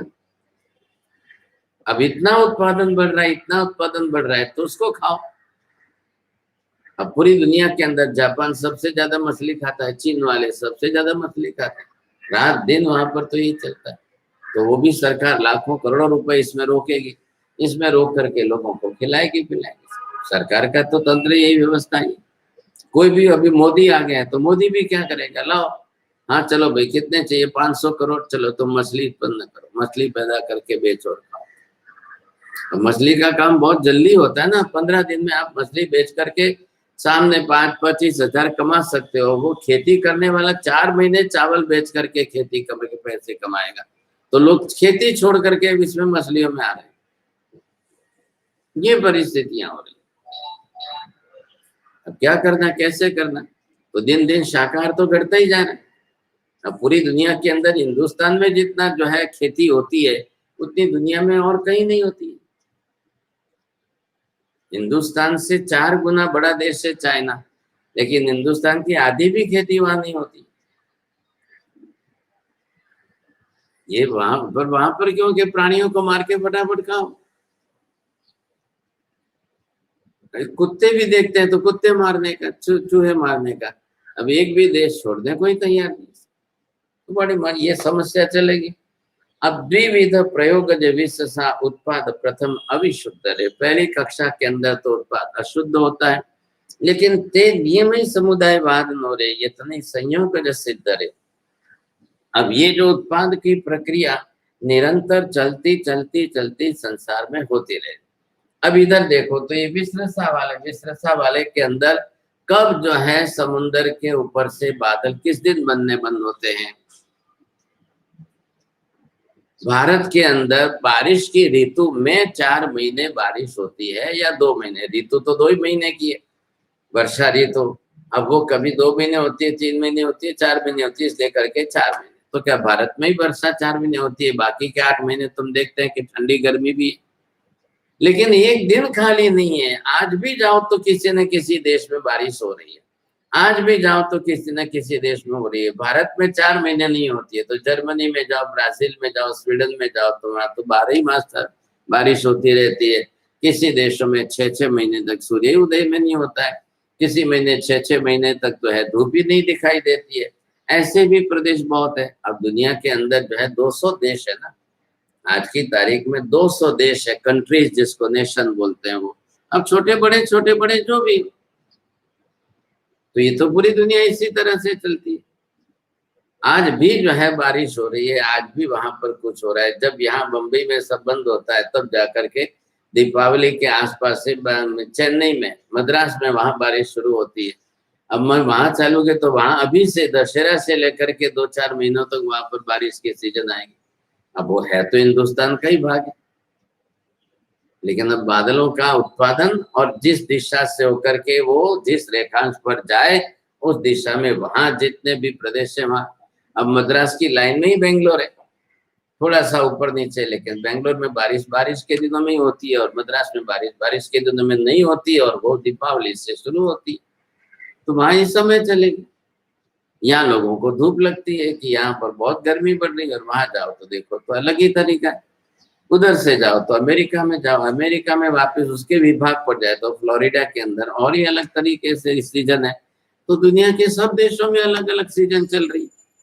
आखिर तो चारों तरफ समुद्र है सबके, और समुद्र के कारण जो है जो बादल बनेंगे तो वो बारिश आ गई। और बादल के मतलब बारिश के दिनों में इंद्रधनुष बनते हैं। जब पानी का अंश परमाणु के रूप में, तो इंद्रधनुष भी कितने बड़े बनते हैं, कई मीलों के, हमको यहाँ से आंख से इतने दिखते हैं। तो ये भी उत्पाद है ना। अब उस उत्पाद का कर्ता नहीं है, इसलिए वो विश्रसा है। विश्रसा मतलब क्या है, नेचुरल, स्वाभाविक रूप में जो उत्पन्न होते रहते हैं, बनते तो है ये। अब वहां पदार्थ का रूपांतर हुआ कि क्या हुआ है, पर्यायांतर हुआ है। अब बादल जो है, पानी जो है, वो पानी जिस अंश में इकट्ठे हुए, सूर्य की किरण जो उन पानी बिंदुओं पर पड़े और वो रिफ्लेक्ट होकर 45 डिग्री में मनुष्य की आंख पर आवे, तब उनको इंद्रधनुष दिखता है। और वो भी इंद्रधनुष आप यहाँ से देखोगे तो आप देखेगा, यहाँ से सीधे आप दिल्ली गए, बोले मैं 1 घंटे में दिल्ली पहुंच जाता है, वहां से देखो तो नहीं देख, तो है कि नहीं है, उत्पन्न हुआ है, जरूर हुआ है। क्या हुआ है, पानी की बूंदें इस तरह से एक आकार में फैली हुई है, सूर्य की किरणें उस एंगल से पड़ रही है उसके ऊपर, तो सूर्य की किरणों में सभी वर्ण है कि नहीं है। अब सूर्य की किरणें जो है पुद्गलमय है कि नहीं है, तो सूर्य की किरणें पुद्गलात्मक है। अब पुद्गलात्मकता के अंदर उस प्रकार की सूर्य की किरणों का उसको उस दिशा में पड़ना, और उसका रिफ्लेक्ट होकर के उस दिशा में कोई बैठ करके देखे, उसको दिखाई देगा, उसको इंद्रधनुष लगेगा, सामने वाले दूसरे को नहीं लगेगा। ये प्रक्रिया होती रहेगी। ये भी उत्पाद है, तो सृष्टि का एक अंग तो हुआ ना। सृष्टि के अंदर जो अनंत पदार्थात्मक संसार जो है, तो अनंत पदार्थात्मक संसार के अंदर ये भी एक है, तो उत्पन्न होना, नष्ट होना। अब इसको इन लोगों ने, हिंदू धर्म ने, ब्रह्म या ख्रिस्ती, इस्लाम आदि सब ने उसको ईश्वर की लीला मान ली, उससे ईश्वर याद दिला दे, उससे ईश्वर को पहचान बना दी, उससे लोगों को ईश्वर ऐसा लगने लग जाए, वैसा लगने लग जाए, ये प्रक्रिया उन्होंने बैठाई। अब हकीकत में तो मात्र पुद्गल की सृष्टि है, तो ये इनकी समझ में नहीं आया। अब जैन दर्शन ने उसकी ये व्याख्या की। अब जैन दर्शन ने जिसका कारण जिस रूप में बताया, तो वो उसका कारण उस रूप में नहीं बता रहे, उन्होंने अपने लिए ईश्वर की लीला बना ली। विज्ञान ने अपने लिए एटम्स के प्रयोग से बनाया, जैन दर्शन के अंदर पुद्गल के अंदर पर्याय का परिवर्तन उत्पाद वैसे। अब ये सूर्य समुद्र है, अब समुद्र का पानी खोलता है, समुद्र के पानी के अंदर लहरें चलती है और ज्वार भाटा आती रहती है। अब ये भी एक क्रिया तो है, और क्रिया के कारण उत्पाद व्यय तो हो रहा है। अब उसका असली कारण क्या, कहाँ से लाना, सही कारण क्या लाना। अब एक वर्ग ने बता दिया ईश्वर की लीला है, ईश्वर ने अंदर पंखे लगाए हैं तो पानी फैलता रहता है। जिसको जो कहना है वो कहेगा। अब जिस तरह से ईश्वर की लीला बताकर समुद्र के अंदर भरती और जो है ज्वार भाटे आते रहते, इसलिए उसके लहरें चलती रहती। अब इसको कौन कहेगा? तो ईश्वर को कारण बना दिया। अब हर व्यक्ति के सामने प्रश्न तो है, वो देखने जाएगा तो लगेगा कि हाँ इसमें कैसे ये हो रहा है, सब इतनी लहरें कैसे उछल रही। तो उसने ईश्वर को कार्य कारण बता करके, जहां मनुष्य के द्वारा प्रयोग नहीं है, मनुष्यकृत उत्पाद नहीं है, उसको विश्रसा के पीछे ईश्वर का कारणीभूत निमित्त बना करके ईश्वर की महिमा बढ़ा दो। अब ये बढ़ाने लग गए सब।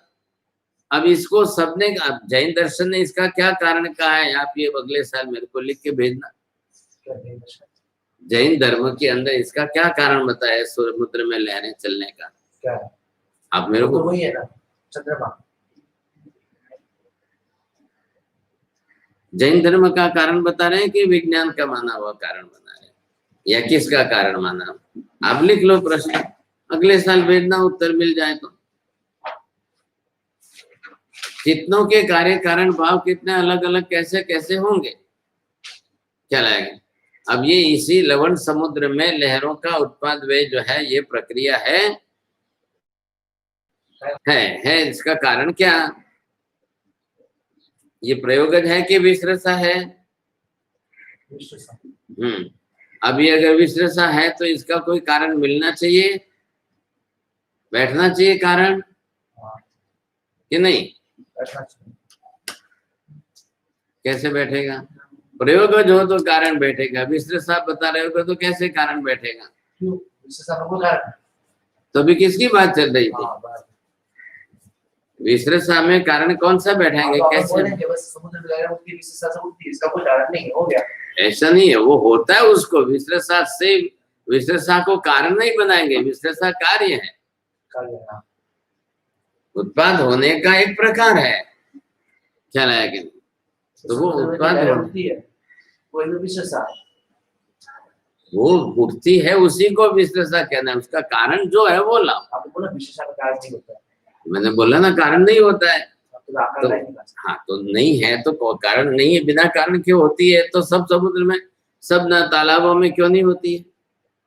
वही कारण होना चाहिए कि नहीं? सब समुद्र में होती है, सब तालाबों में क्यों नहीं होते? सरोवरों में, सब जगह पर जाओ, समुद्र के सिवाय कहीं पर भी नहीं होगी। अब दूसरा प्रश्न लिखो कि खाली लवण समुद्र में ही उछलती है, या जितने भी समुद्र असंख्य है सबके अंदर लहरें उछलती है?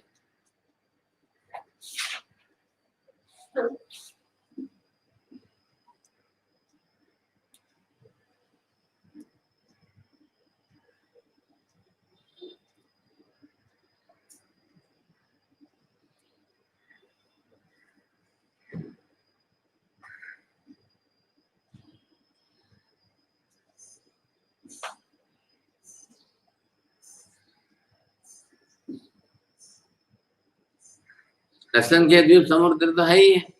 लवण समुद्र के बाद आगे कालोदधी समुद्र है, कालोदधी के बाद फिर पुष्कर द्वीप के बाद और आगे आगे समुद्र है। तो सभी समुद्र में लहरें उछलती है क्या? सब जगह पर है ऐसी व्यवस्था? अब विश्रसा है तो विश्रसा भी सही, अब सब जगह पर होनी चाहिए कि नहीं विश्रसा? तो वैसा होता है कि नहीं होता है, ये कारण के रूप में ढूंढ के लिखा। ये अलग, अब उसके विश्रसा के भेद है। अब समुदाय जन्य मतलब क्या? सामूहिक रूप से, सामूहिक रूप से कई इकट्ठे होकर के कार्य होगा तब, और एकत्व के अंदर अकेले एक के कारण है, तो वो भी आगे इन्होंने स्पष्ट किया है। सहज ही थाइते विश्रसा समुदाय एकत्व प्रकार रे, समुदाय अचेतन बंधनो बलि सचेतन सगिर धार रे। अब स्वाभाविक रूप से जो उत्पाद होता है वो विश्रसा है। स्वाभाविक का मतलब क्या? कि प्रयोग द्वारा इच्छा अनुसार किया हुआ कारण नहीं है, या करता नहीं है। कोई करता हो, जनक उसको वहां पर जोड़े आप और उसको कारणीभूत निमित्त बनाए, तब जाकर के बात अलग होगी, नहीं तो नहीं होगी। अब ये यहाँ पर सिद्ध करना है आपको। तो स्वाभाविक रूप में जो होने वाला है वो विश्रसा है। अब समुदाय एकत्व तो उसके दो प्रकार बताए। अब समुदाय अचेतन स्कंदनो, अब एक समुदाय जनित और दूसरा एकत्विक, तथा प्रथम समुदाय जनित में जो उत्पाद है वो अचित्त स्कंद का जानना, तथा सचित्त और मिश्र उत्पाद जो है वो सहज होता है। अब ये दोनों कैसे हो रहे हैं ये देखो। आकाश के अंदर जो यहाँ पर बादल, बिजली, इंद्रधनुष आदि तो वो विस्तृत प्रयोग में आ गए। अब जो उत्पाद स्वाभाविक रूप में होता है वो उत्पाद यत्न बिना, उत्पाद स्वाभाविक रूप में, और जो उत्पाद यत्न के बिना वो विस्तृत उत्पाद कहलाते हैं। अब समुदाय जनित में और दूसरा वैकल्पिक में, तो समुदाय जनित में कौन सा हुआ?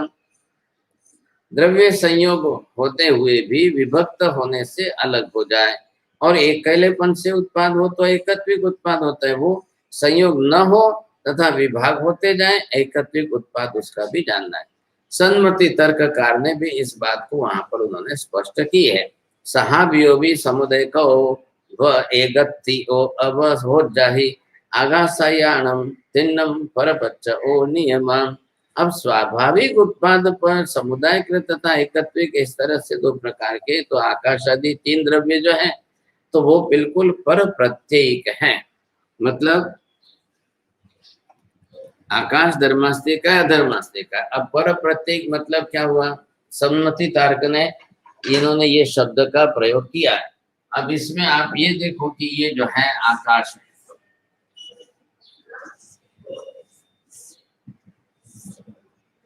अब इसी में धर्मास्तिक आय भी, अधर्मास्तिक आय भी।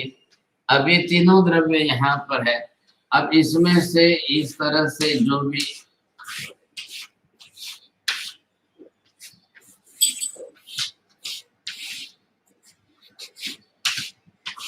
अब इसके अंदर जिस जीव को जहां पर गति करनी है तो ये धर्मास्तिक का एक सहायक बना।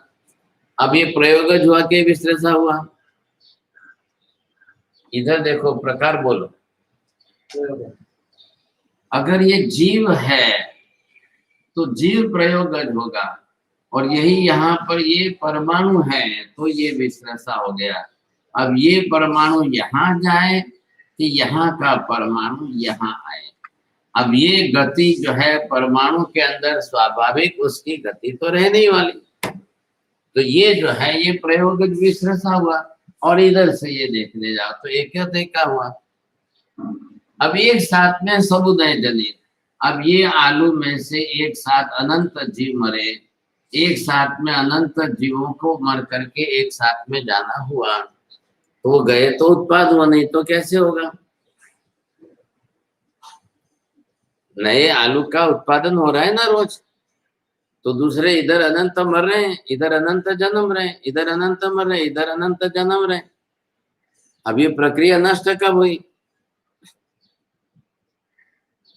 प्रक्रिया तो निरंतर चल रही है, प्रक्रिया कोई नष्ट तो हुई नहीं है सब। अब ऐसी स्थिति के अंदर क्या करना? अब ये क्यों हो रहा है? तो करने वाले तो जीव है, तो जीव के साथ में अब जीव कर रहा है कि हो रहा है? जीव जन्म धारण कर रहा है कि जन्म हो रहा है? ये प्रक्रिया भी देखनी है। अभी मुर्गी की बात थी कि मुर्गी रोज अंडा देती है, तो क्यों, कैसे? अब उसके शरीर की प्रक्रिया है और फिर उसको वैसा ही आहार बनाकर खिलाया जाए। आहार इकट्ठा करके उसके लिए गोली बना दो, वो होगी दाने जैसे, वही खिलाओ ताकि उसका उत्पादन और जल्दी जल्दी होता जाए और उत्पादन होता जाए। अब संसार में 84 लाख योनियां हैं और सबकी उत्पत्ति है, और 84 लाख के अंदर सब कुछ जीव उत्पन्न तो होने ही होने, लेकिन जाकर के उनमें उसी प्रकार के आहार आदि का दे दो तो वातावरण वैसा बने तो बार बार उत्पत्ति होती रहे। अब ये प्रक्रिया करते जा रहे हैं, होती जा रही। अब मछलियां मरी तो मछलियों को मारने के छोटे छोटे अंश जितने हैं वो लाकर पीस कर उसकी गोली बनाओ, गोली सुखा दो, अब वही गोली ले जाकर फटाफट पानी में डाल तो जाओ, तो दूसरे दिन देखोगे तो एक साथ में हजारों मछलियां पैदा हो गई। अब ये प्रक्रिया चल रही उसी में से, क्योंकि समूर्छिम जीव है तो बहुत जल्दी उसी में से उत्पन्न होते ही जाएंगे। अब वो प्रक्रिया चल रही है तो हिसाब के बिना की, अब सब लोग उसमें पड़ भीड़, मछलियों को मारना, पीसना, पीस करके पाउडर बनाना, पाउडर की दबाकर गोली बनाना, गोली बनाकर उसको मत्स्य बीज नाम दे दिए। ये मत्स्य बीज है, जैसे वो अनाज का बीज है। आप गेहूं डालोगे गेहूं होगा, चावल डालोगे चावल होगा, यहाँ पर ज्वारी बाजरी होती है, यहाँ पर अनाज होता है, यहाँ पर साग सब्जी होते हैं, यहाँ पर सबके बीज है। ऐसे इन्होंने मछलियों के बीज बना दिए। अब बारिश आ रही है, आप अपने जो है जमीन के अंदर से मिट्टी ले जाकर चारों तरफ पाली बना दो, बीच में पानी आकर इकट्ठा हो जाएगा, फटाफट मछलियां डालो, आपको फटाफट मछली पैदा हो जाएगी, बस खाते रहो। अभी सरकार का क्या है, अभी कोई मनुष्य बिना खाए रहना नहीं चाहिए, तो सबको खाने को मिलना चाहिए। अब गेहूं 4 महीने के बाद एक दाना इतना होगा, अब उसमें तो समुदाय भाव है, हजारों गेहूं साथ में आएंगे तब आप पीसेंगे, तब आटा बनेगा, तो एक रोटी बनेगी। तो कितने गेहूं आए, हजारों गेहूं हुए, तब जाकर के लाखों गेहूं में से आपने पीस कर आटा बनाया, तब होता है। और इधर तो एक मछली इतनी बड़ी होगी, एक ही मछली खाने से जल्दी, और एक मछली को तैयार होने में कितने 10-12 दिन जाते, उधर जो है 120 दिन जाते, ये प्रक्रिया। अब ये जिस तरह से जो भी चलेगा साहब, 4, 2 है, 4 है, 5 है, 25 है, संख्यात है, असंख्यात है, अनंत है, इतने प्रदेश स्वयं जो है संयोग होने से और वो उत्पाद होंगे, तब उसे समुदाय जनित व्यवस्था विश्लेषा कहते हैं। तो समुदाय मतलब किसका हुआ, प्रदेशों का। इतने परमाणु आए कि नहीं, कितने परमाणु का स्कंद बना है, अब ये बना है, तो अभी इसके अंदर कितने परमाणु है, तो कितने परमाणु का स्कंद बना, तो इससे तो 4 गुने परमाणु इसमें आए, तो ये स्कंद बना, ये भी बना, ये भी बना, परमाणु इसमें भी है, परमाणु इसमें भी है। अब परमाणु है कितने इसमें, अब इसमें मैं कहूँ परमाणु 10 है, 20 है, 50 है, 100 है, 1000 है, लाख है। अब इसमें आओ तो परमाणु लाख है, करोड़ है, 10 करोड़ है कि नहीं, तो परमाणु का संयोजन, अब परमाणु संयोजन से ही उत्पाद की प्रक्रिया चलती रहेगी। और क्या हो रहा है सब जगह, या तो स्कंद में से उसको विघटित करके परमाणु में लाओ, या परमाणुओं को संयोजित करके पुनः वापस स्कंद में ले जाओ, तो ये उत्पाद व्यय की प्रक्रिया बदलती जाए। अब पहाड़ बने हैं, पहाड़ के पत्थरों को तोड़ो, तोड़ करके ला करके वापिस उसको पीस पीस करके पाउडर बनाओ। अब पाउडर बना बना करके उसको तपाते तपाते 1-2,500 डिग्री टेम्परेचर पर चढ़ा दो। अब इतने ज्यादा परमाणुओं को गर्म करके उसको उष्ण स्पर्शित किया, ताकि वो एक दूसरे से अंदर अंदर तो चिपकेंगे नहीं। अब उसमें शीतल ठंडा पानी जैसे ही आया कि परमाणु सब एक रस में बंधने शुरू हो जाएंगे, वो बंध गए तो वापिस पत्थर बन गया। पत्थर तो था ही ना, अब पत्थर था तो उसमें से वापिस इन्होंने पीस करके विभाजित करके परमाणु बनाए। अब परमाणु बनाकर वापिस उसको संयुक्त करके फिर वापिस कंद बनाए। अब ये क्या बनाया, ये मकान बनाया, तो मकान में क्या हुआ उनको, अब पत्थर को गढ़ाई करके मकान बनाते तो कैसे बनता, पुरानी पद्धति हमारे जो मंदिर बनते हैं वो पत्थर की गढ़ाई करके एक के ऊपर एक चढ़ा दो, हो गया घर। तो प्राचीन काल में यही बनाते थे। अब इसकी तकनीक बदल गई सब आज, तो तकनीक बदल गई तो वहां पर उन्होंने उसको सीमेंट बना दिया, सीमेंट को ला करके पानी में डालकर वापस घोट करके उसको जो है ये संज्ञा दे दी। अब मकान को चाहे जैसा आकार प्रकार दे सकते, जैसा चाहिए वैसा आकार प्रकार दे करके मकान बना दे। तो दुनिया के अंदर चले जाओ तो सबके मकान अलग अलग प्रकार के दिखेंगे, तरीके अलग अलग हैं। तो ये प्रयोगज है, अब प्रयोगज में से हमने किए, अब उसको हम कृत्रिम में कैसे देंगे, तो घटक जो है वो सारे जो बने, अब या तो मैंने कहा अभी कि स्कंद में से परमाणु पर्याय में आए, या परमाणु पर्याय का समुदाय होते हुए संघात होते हुए पुनः स्कंद रूप में बने, तो व्यवहार में आएंगे। क्या लगा, एक अकेला परमाणु व्यवहार में उपयोग में नहीं आता है, अनंत परमाणुओं के संयोजन से वर्गणा बनेगी, वही वर्गणा सबके उपयोग में आती है। तो सभी जीव उसी वर्गणा का उपयोग करते हैं, औदारिक भी वर्गणा है, वैक्रिय भी वर्गणा है, क्या है तेजस कार्बन भी वर्गणा है, भाषा पुद्गल भी कर्म वर्गणा। अब इन सब को लेकर के जीव अपना व्यवहार करेगा तो सबका काम चलेगा, नहीं तो नहीं चलेगा। अब 8 वर्गणा जिसकी बनती, इधर देखो ये वर्गणा किस में आई, अब विश्रसा वाला जो है ये, अब इसके अंदर जो है ये आ गई अष्टवर्गणा। अब ये बनती है तो आप कोई बनाने वाला तो है नहीं, अब बनाने वाला नहीं है तो विश्लेषण प्रयोग है। अब वर्गण में ये 8 प्रकार बन रहे हैं, अब परमाणु जाकर के सब जो है इस तरह से बन रहे हैं। आप उसको औदारिक नाम दो कि ये आपने श्वासोच्छ्वास नाम दिया कि भाषा मन का नाम दिया, अब वर्गणाएं बननी है। अब प्रतिदिन की प्रति क्षण की अनंत अनंत परमाणुओं का संयोग वियोग होता ही रहेगा।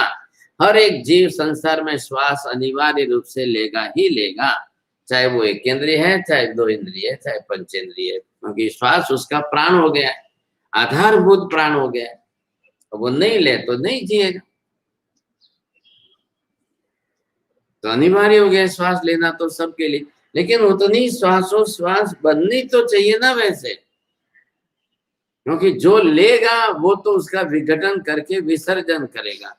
अब जो लेकर के जिसने श्वास छोड़ दिए वो ऑक्सीजन नहीं है, वो कार्बन की पर्याय बदल गई। अब कार्बन की पर्याय में परिवर्तन हो गया, वो कोई लेगा तो उसके लिए घातक बनेगी, ये नुकसानकारक बनेगी। तो सबको ऑक्सीजन ही लेना है। अब कार्बन जाएगी तो आपका घातक है, नुकसान करेगी। अब लोग सोडा वगैरह पीते हैं, क्या लायक, तो वो पीते हैं तो उसमें सोडा के अंदर ये कार्बन उसमें डाली जाती है, पानी के साथ में उसको प्रेशर करके कार्बन घुमाई जाती है, तो ढक्कन खोलो तो विस्फोट होता है। अब ये पीने वाले अपने नुकसान करेंगे, नहीं नहीं लाओ सोडा लाओ पीते, सोडा पीते। अब वैसा करके उसके अंदर उस प्रकार के परमाणु संयोजित करते। अब थोड़ी देर जागो, अब ये होता रहेगा तो ये विश्लेषण पूरे जगत की व्यवस्था है। अब इसमें ईश्वर की आवश्यकता नहीं है, कहीं ईश्वर इसमें बीच में आता ही नहीं है। बनाने के लिए, करने के लिए, रचना करने के लिए कोई ईश्वर बीच में आवश्यक ही नहीं है। भूल से भी नहीं लेना चाहिए। हम कार्बन छोड़ते हैं कि लेते हैं अंदर। अब आप सोते हो और सोते समय पूरी शाल जो है सिर पर ओढ़ करके सो जाओ। अब सिर पर ओढ़कर सोए तो 6 घंटे, 7 घंटे, 8 घंटे जो भी आप सो, तो आपकी कार्बन बाहर तो नहीं गई, शरीर ने छोड़ी वो तो कार्बन है। अब वो बाहर नहीं गई और बाहर से ऑक्सीजन नहीं आई, तो आपको पूरी तरह से कार्बन ही ले रहे। अब जो लोग नहीं समझते, खिड़की दरवाजे सब बंद करके सो जाते, ठंडी लागे ठंडी लागे, ठंडी आती है ठंडी लागे, खिड़की दरवाजे सब बंद कर दो। तो बंद करेंगे तो ऑक्सीजन कहाँ से आएगी? तो ठंडी खुली रखो ना खिड़की। आप साल यहाँ तक ओढ़ो, लेकिन सिर का भाग तो खुला रखो, ऑक्सीजन तो मिलनी चाहिए। सर्दी इससे नहीं लगती है, सर्दी आपके पाचन तंत्र के कमजोर होने से होती है। क्या लगेगा? ये तरीका आप मत बदलो, अपने शरीर के लिए जो तरीका है वो रखो। तो कार्बन तो कार्बन है, वो प्राण वायु नहीं है। प्राणदायक प्राण वायु ऑक्सीजन है। तो कम से कम आप चेहरा ढक करके तो मत सोइए। आपको कार्बन तो लेनी नहीं है, ऑक्सीजन ही लेनी है, तो फिर ये प्रयोग क्यों छोड़? ऑक्सीजन हाँ, वो नुकसान ही होगा ना आपके घटक के लिए।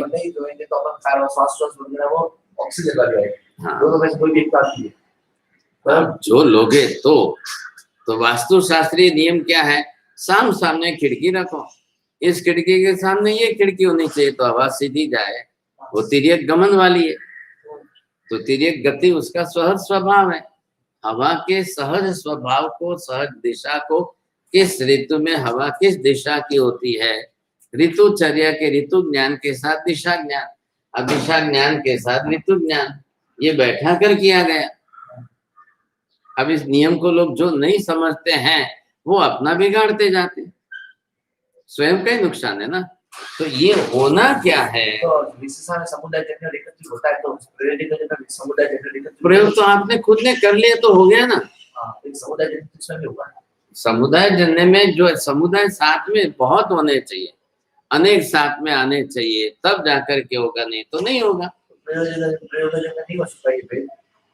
अच्छा, आप कर लेना, आप लिखो, आप कल लिख के लाओ, बना कर लाना। अब यहाँ पर ये जो जिस तरह से सहज रूप में जो हो रहा है, ये संसार की पूरी व्यवस्था है। अब शरीर रचना आदि जो बनी, अब यहाँ पर किसके किसके, अब सहज रूप में जो भी प्रयत्न होगा, समुदाय जनित विश्लेषा उत्पाद, अब इस तरह से उत्पाद बहुलता है, अचित्त स्कंदों में भी होता है, और जैसे बादल आदि है। तो अब ये समझो, अब ये अष्टवर्गणा बनी, अब ये सचित है कि अचित है?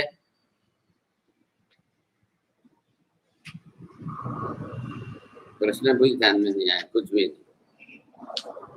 जो वर्गणा बनी सचित है, अचित है। तो सचित कहाँ से होगी? पुद्गल के परमाणु है, परमाणुओं का संयोजन है। अब यहाँ पर जो है सचित विश्लेषा उत्पाद, अब इस तरह से कभी भी किसका, अब मनुष्य या कोई जीव जाकर अपनी शरीर रचना करे वो सचित है, और जब उसमें से जीव निकल जाए उसके बाद वो अचित रूप में पड़ी रहेगी। अब जीवकृत रचना हो तो सचित, अनाभोग रूप से अब रचना हो तो विश्लेषा उत्पादन कहलाती है। अब शरीर आदि के वर्ण आदि के अंदर जो उत्पत्ति होती है वो विश्लेषा उत्पादन होती है। अब जीव अपना शरीर बनाता है, शरीर के अंदर रचना में उसने वर्ण गंध रस स्पर्श तो बनाया। अब चमड़ी इंद्रिय है कि चमड़ी पुद्गल है, कि शरीर का अंग है कि इंद्रिय का अंग है?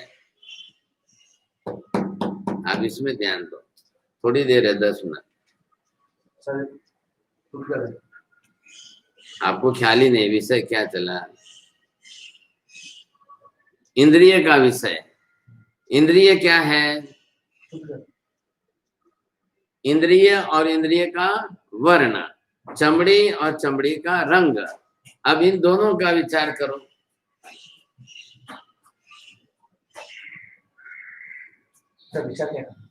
अब चमड़ी क्या है? चमड़ी शरीर का अंग है, इधर बना हुआ है औदारिक वर्गणा के पुद्गल से। जीवात्मा ने अपने ज्ञान की संज्ञा उसके साथ जोड़ी है, तो शरीर के साथ चमड़ी की भी सचित्तता आई। अब वर्ण की सचित्तता है क्या? चमड़ी का जो रंग है उसकी बात, और चमड़ी इंद्रिय है उसकी बात, और चमड़ी शरीर का अंग है उसकी बात। अब भेद करके समझो। अब चमड़ी का जो रंग है, वर्ण है, वो तो पुद्गल का वर्ण गंध रस स्पर्श वाला है, तो वो पुद्गल का वर्ण उसके साथ जुड़ा है। तो शरीर का अंग अंग के रूप में भी पुद्गल ही है। आत्मा ने अपने रंग के साथ इंद्रियों आत्म प्रदेशों को नहीं जोड़ा है, इंद्रिय के साथ जुड़ा है, इंद्रिय के रूप में जुड़ा है। तो स्पर्श इंद्रिय से आपको ठंडे गर्म का स्पर्श होता है, रंग के कारण नहीं हो रहा है। तो रंग तो सबका अलग अलग है। अफ्रीका में जाओ तो काले रंग के हैं, उधर जाओ तो गोरे रंग के, उधर जाओ तो ऐसे हैं। तो सब जगह पर अलग अलग प्रकार के वर्ण वाले उत्पन्न होते। तो वहां के क्षेत्र में वैसी भूमि बहुलता थे, तो सबके शरीर वैसे बनते गए। इधर आप जाओगे जापान चाइना, इधर जाओगे तो सबके संग एक तरीके गोरे गोरे गोरे होते जाएंगे, सफेद सफेद और ज्यादा सफेदी आएगी। अफ्रीका के आदि उस तरफ जाओ, गर्मी का प्रमाण उष्ण तीव्रता है, तो वहां पर उनको जो है उच्च श्याम वर्णता ज्यादा आएगी। इनके अंदर जाओ तो प्रोटीन ज्यादा मिलेगा, तो उनके अंदर जाओ तो कैल्शियम ज्यादा मिलेगा। ये बनना ही है, स्वाभाविक है। तो विश्लेषण कौन सा हुआ, सचित्तता कौन से आई, किसमें आई, वो देखो, दोनों आपको ख्याल में आ जाएगा। अब ये पुद्गल नो पारिणामिक स्वभाव जे छे, अब जिस तरह से ये उत्पन्न होना आदि की प्रक्रिया चल रही है, तो पुद्गल भी तो परिणामी द्रव्य है ना। जीव द्रव्य भी परिणामी है और पुद्गल द्रव्य भी परिणामी। परिणामी मतलब क्या? परिणामन होने वाला, रूपांतरण होने वाला। बस यही है, हमेशा यही बोलते हैं, हमेशा आपको शब्द के अर्थ के सिवाय आगे कुछ नहीं बोलेंगे। क्रिया का इस शब्द का अर्थ ही बैठेगा, आपको व्याख्या आएगी तब यही आएगी। अब यहाँ परिणमन का सीधा भाव जीव ने या जिस द्रव्य ने अपने ही गुण जो है वो अपने लिए उसने उपयोग किया कि नहीं।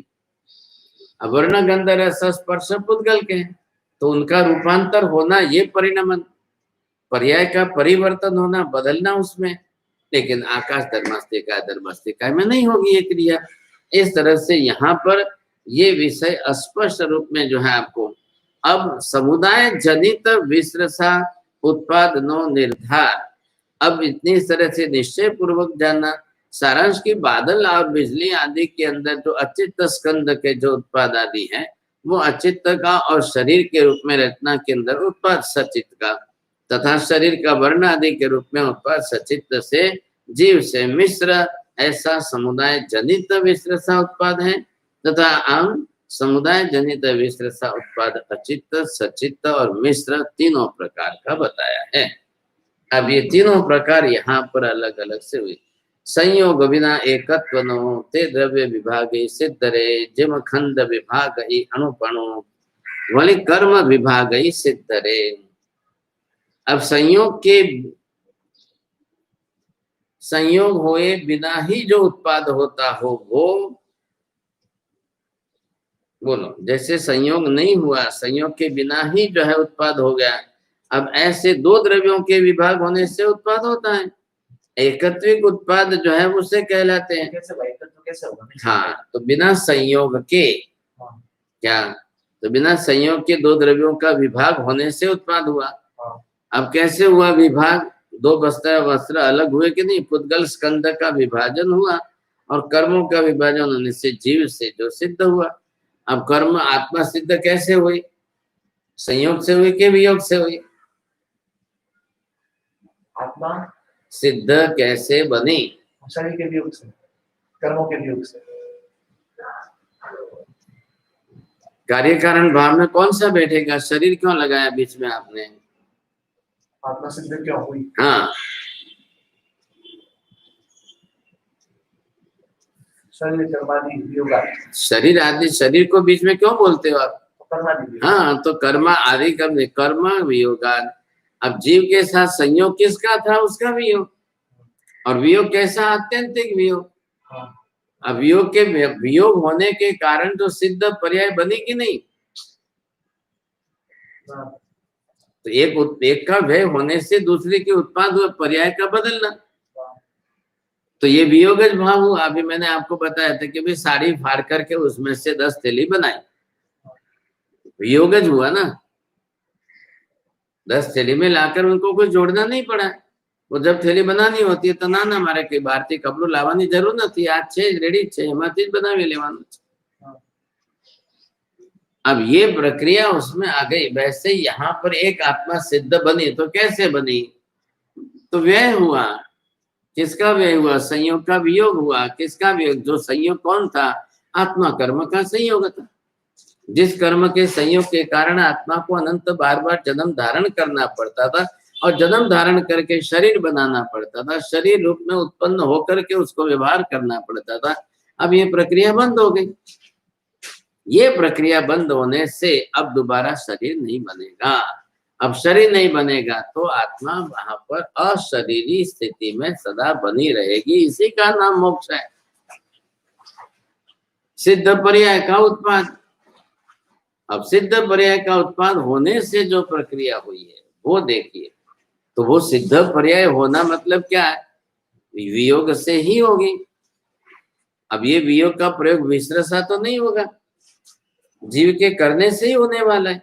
जीव करे तो ही होगा, नहीं तो नहीं होगा। अब ऐसी स्थिति के अंदर जो यहाँ पर विश्रसा उत्पादन में से दो प्रकार के भेद में से समुदाय जनित विश्रसा उत्पाद समझा। अब दूसरे जो है भेद में एकत्रिक उत्पाद को समझा रहे हैं। तो यहाँ उत्पाद में संयोग कारण नहीं है, विभाग कारण है। एकत्रिक उत्पाद के विभाग में के अंदर संयोग के बिना भी जिसकी उत्पत्ति होती है, दो द्रव्यों का जो संयोग था उसमें से इनका विभागीकरण हुआ। तो विभागीकरण से अलग हुआ। अब अलग होने की पूरी प्रक्रिया से जाकर के ये जो है, अब पुद्गलास्थिकाय के अंदर द्विप्रदेशी, त्रिप्रदेशी, चतुर्प्रदेशी आदि प्रदेश के पिंड रूप स्कंद है।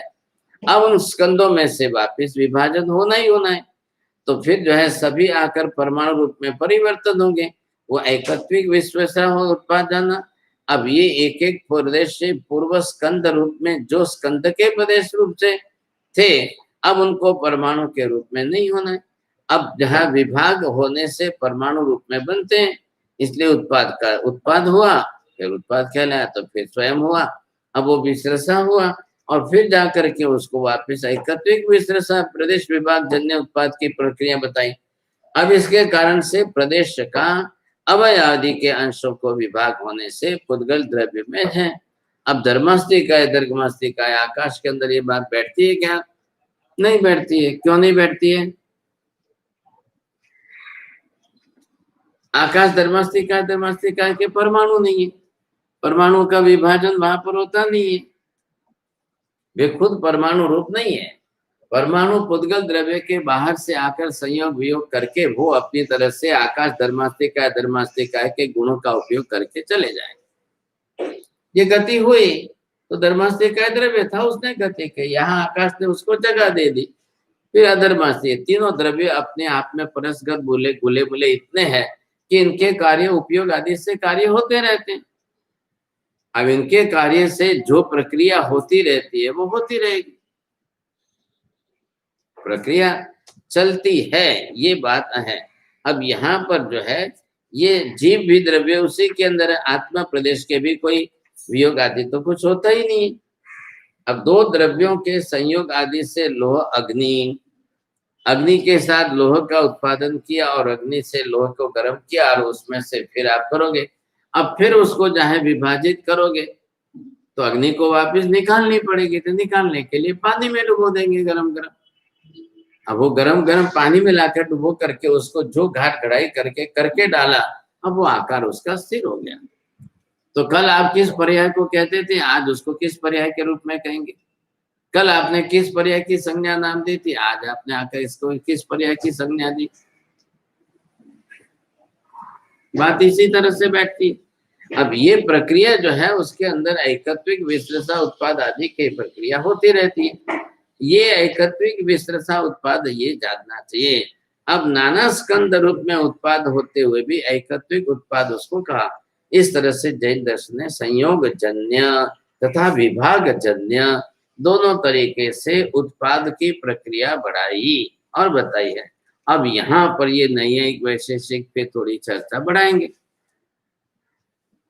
ख्याल है, हम नैयायिक वैशेषिक आकर के इसको थोड़ा सा वो अपने तरीके से अलग कहेंगे, तो ये तो होना ही है।